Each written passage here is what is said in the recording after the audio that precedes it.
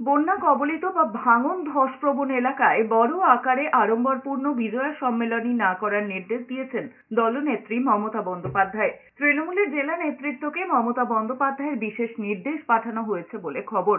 দেবীপক্ষ শুরু হয়ে গেলেও পশ্চিমবঙ্গের জেলাগুলোর একাংশ এখনো বিপর্যস্ত।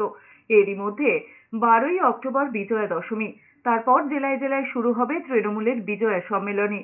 রাজনৈতিক জনসংযোগের ক্ষেত্রে এ রাজ্যের প্রায় সব দলের কাছেই বড় উপলক্ষ বিজয়া দশমী পরবর্তী বিজয়া সম্মেলনী।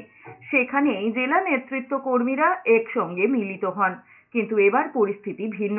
কদিন আগেই মুখ্যমন্ত্রী নিজের সরেজমিনে খতিয়ে দেখে এসেছেন বন্যা কবলিত এলাকা। তৃণমূল সূত্রে খবর, গুরুত্ব বিবেচনা করেই এমন সিদ্ধান্ত নিয়েছেন দলনেত্রী।